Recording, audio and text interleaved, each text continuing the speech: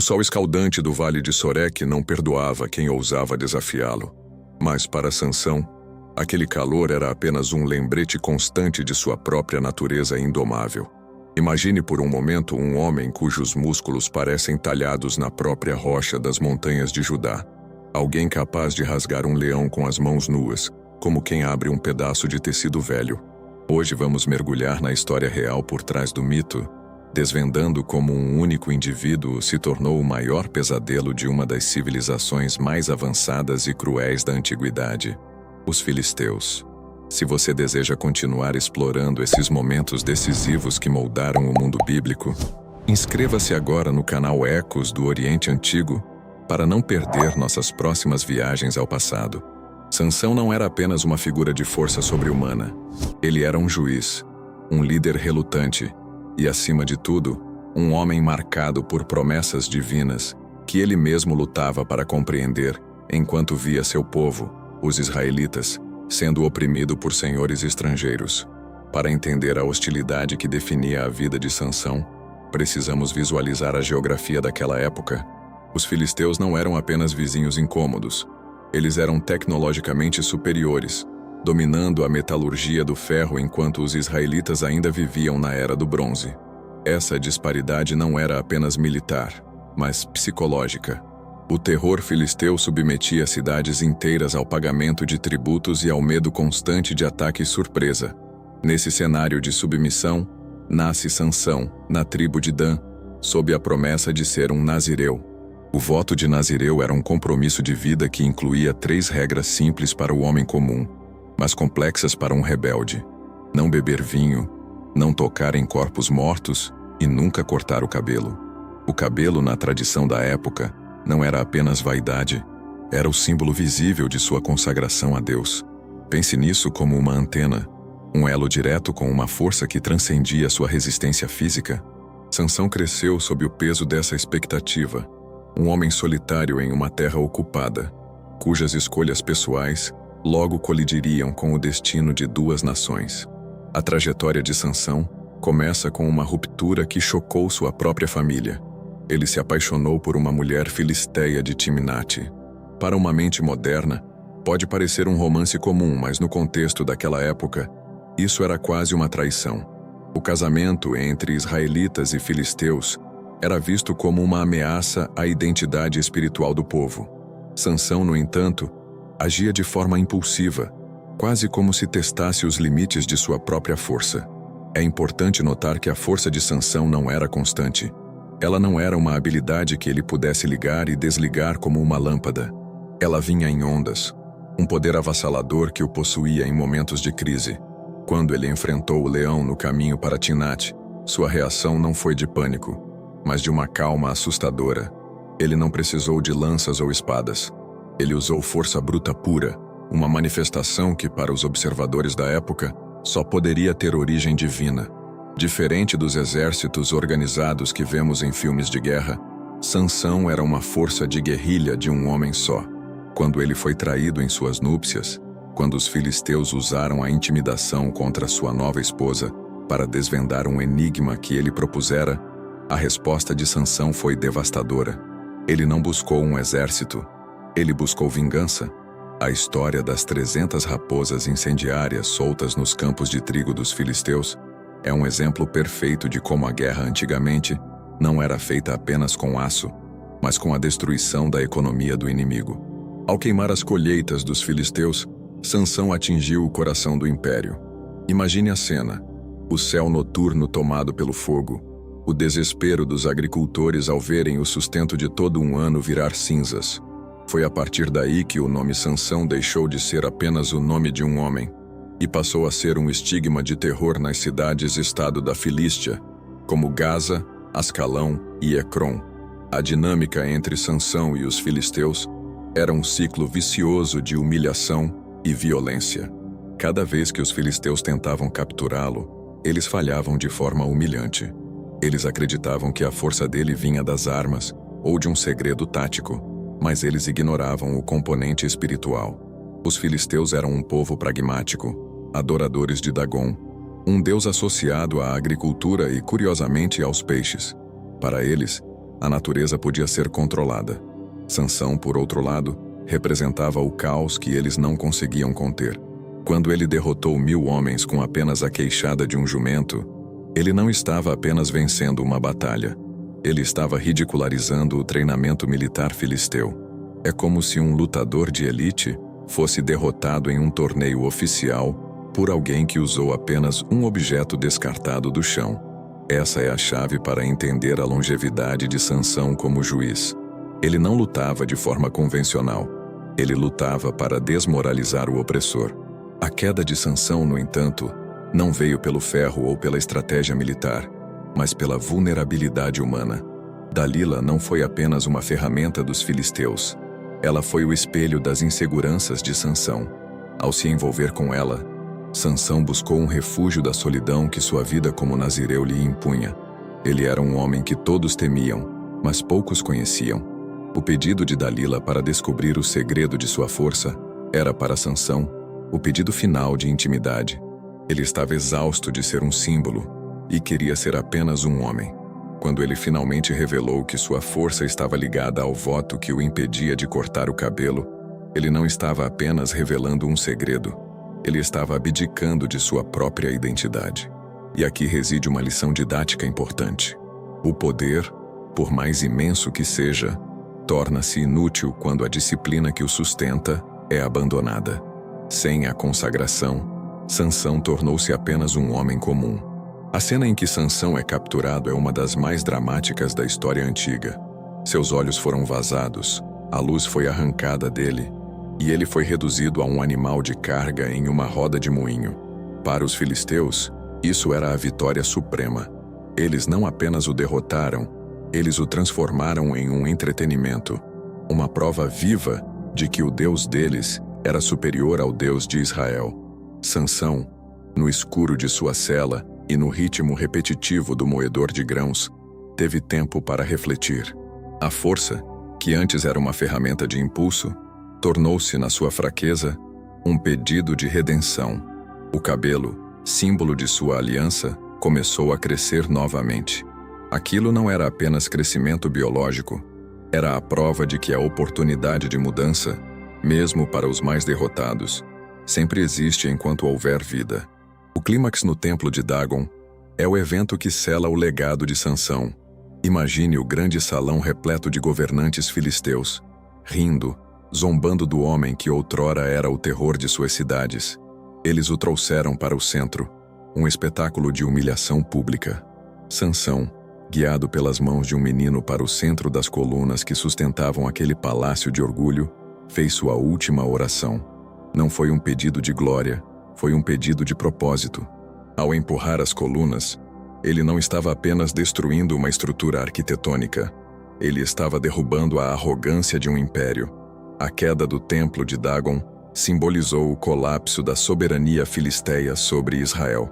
Foi a prova final de que nenhuma estrutura, por maior que fosse, poderia resistir à força de um homem que se reconciliou com sua própria essência.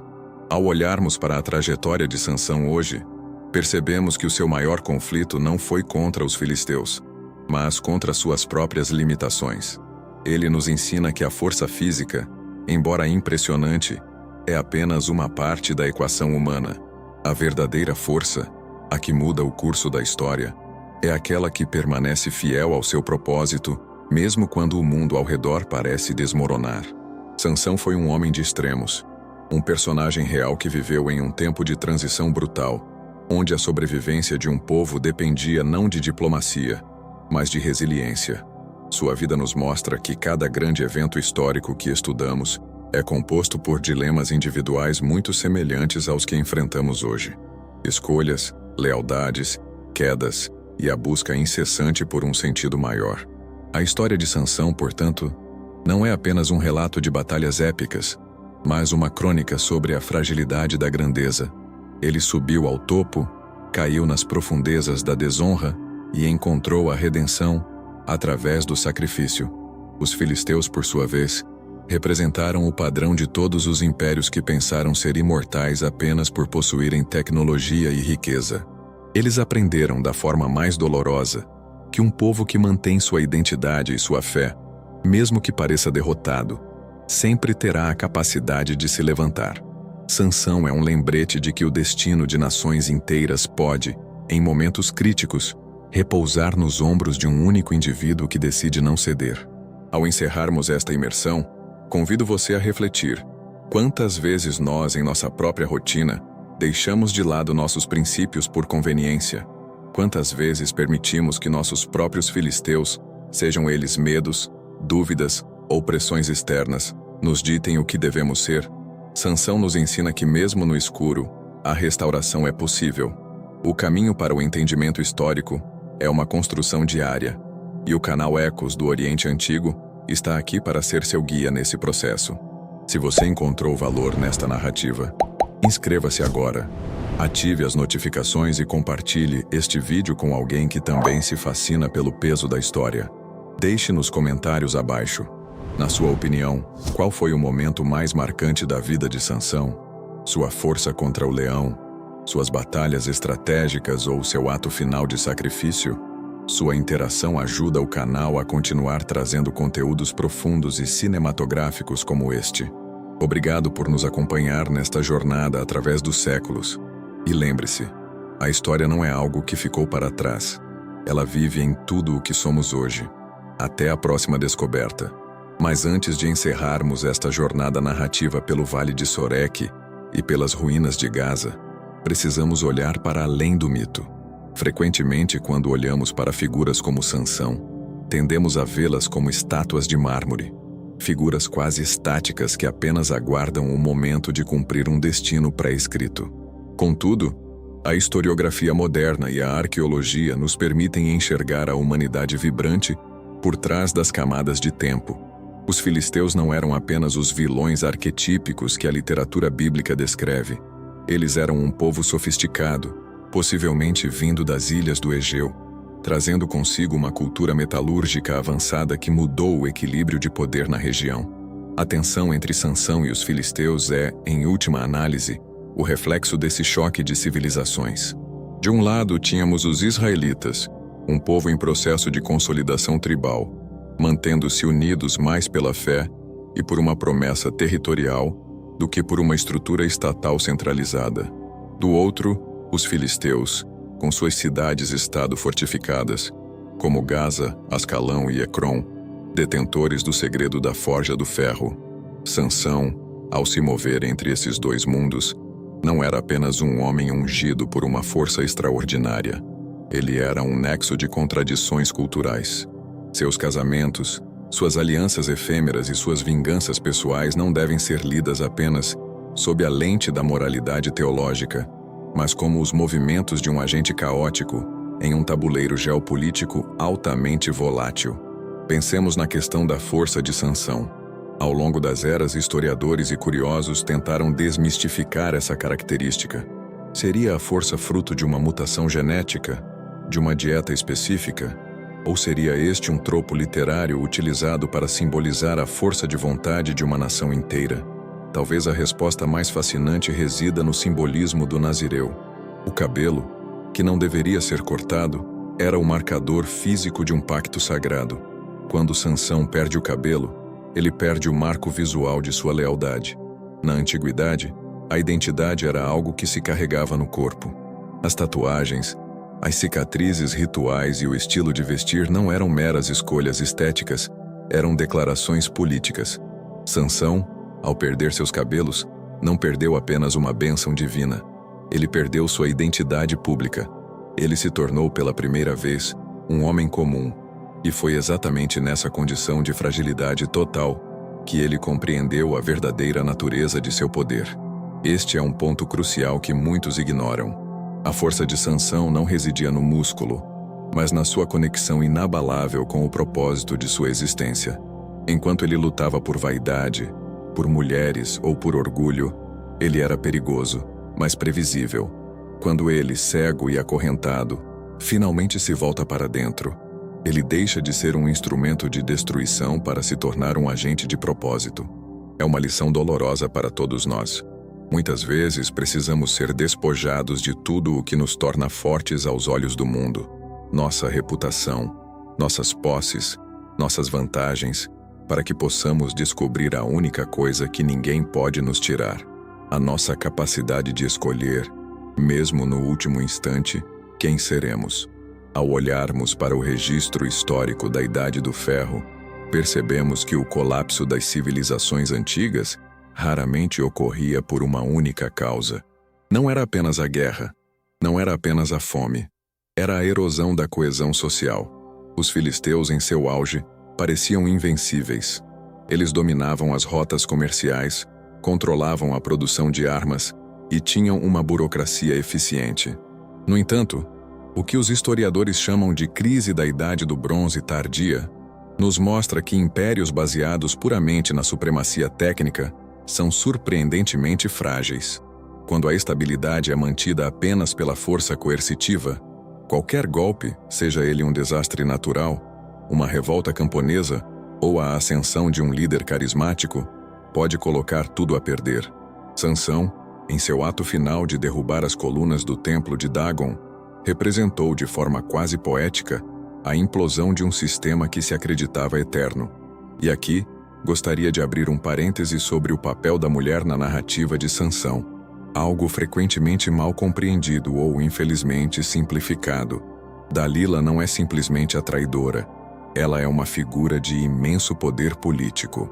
Em um mundo onde as mulheres tinham pouquíssima autonomia, ela negociou com os governantes dos principados filisteus uma recompensa que por si só já demonstra o valor estratégico que ela tinha. Ao desvendar o segredo de Sansão, ela não estava apenas agindo por ganância, ela estava cumprindo um papel de inteligência militar para seu próprio povo. Ao analisarmos a história através de múltiplas lentes, percebemos que não há mocinhos ou vilões absolutos. Há apenas indivíduos operando dentro de sistemas de sobrevivência ferozes. Sansão e Dalila eram, antes de tudo, prisioneiros de suas próprias lealdades, divididos entre o desejo pessoal e o dever para com seus povos. É fascinante notar como o nome Sansão, derivado de uma raiz que significa sol, carrega esse simbolismo de luz e energia. Como o sol, ele era uma força da natureza que não podia ser contida, brilhando intensamente antes de se pôr no horizonte da história. A trajetória de sua vida é um arco que reflete o ciclo do dia, o nascimento promissor, o esplendor do meio-dia, o ocaso da traição e a escuridão da noite. Mas a história não termina no pôr do sol. O legado de Sansão sobreviveu nos textos, na memória coletiva de um povo oprimido e, eventualmente, nos pilares de uma cultura que viria a definir a ética ocidental. Se você está acompanhando o Ecos do Oriente Antigo, sabe que nosso objetivo não é apenas contar histórias, mas reconstruir o mosaico do passado. Cada peça que encaixamos nos ajuda a entender melhor o presente. Quando vemos Sansão em Gaza, não estamos olhando apenas para um herói bíblico, estamos olhando para a luta eterna de comunidades contra a hegemonia, para a busca por um propósito em meio a um mundo que insiste em nos rotular e nos limitar. O historiador não é alguém que vive no passado, mas alguém que traz o passado para o presente, permitindo que as vozes ancestrais aconselhem nossas decisões atuais. Vivemos em uma era de informações instantâneas, onde o contexto é frequentemente sacrificado em favor da velocidade. Nossos templos de Dagon hoje podem ser as bolhas digitais, as narrativas polarizadas que nos cegam, ou a busca incessante por gratificação imediata. Sansão nos convida a fazer uma pausa. Ele nos convida a retornar ao silêncio, à introspecção e ao reconhecimento de que, independentemente da nossa força ou da nossa influência, somos todos, em algum momento, dependentes de algo maior do que nós mesmos. A redenção que ele encontrou em seu momento final não foi uma vitória militar, mas uma vitória sobre o seu próprio ego. Ele deixou de ser o homem que buscava ser temido para se tornar o homem que se sacrificou por um bem maior. A complexidade da vida de Sansão é, em última análise, um espelho. Nela, vemos nossas falhas, nossas paixões desenfreadas, nossas lutas contra forças que parecem maiores do que nossa capacidade de resistência e, por fim, a possibilidade de um legado que supera nossos erros. A história é um rio caudaloso e nós somos os barqueiros navegando por suas corredeiras. Compreender a trajetória de homens como Sansão, é aprender a ler as margens desse rio, a identificar onde as pedras estão escondidas e onde a correnteza é mais segura. Portanto, ao encerrarmos esta série dedicada a uma das figuras mais enigmáticas do passado, quero reforçar o convite. Continue buscando. A história não é um livro fechado, é um diálogo contínuo. Cada novo artefato encontrado, cada tradução de uma tabuleta cuneiforme, cada análise de DNA de restos mortais da antiga Filístia, nos ajuda a ajustar o foco.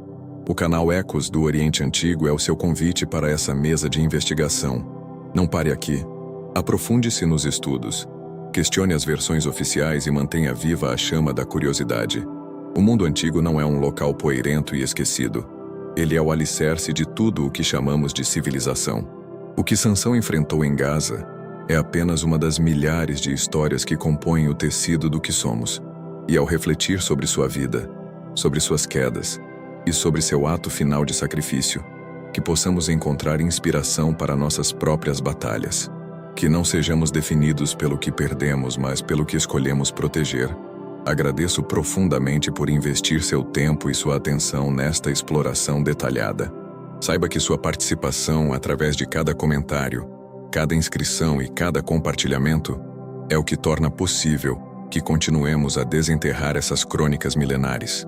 A história é um organismo vivo, e você, ao assistir e refletir, torna-se uma parte essencial de sua preservação.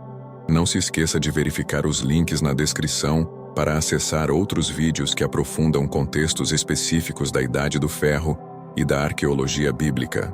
Até nossa próxima incursão pelas brumas do tempo, mantenha o olhar atento e a mente aberta.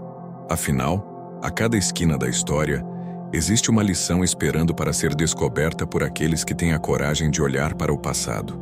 Muito obrigado por ser parte desta comunidade e até a próxima revelação.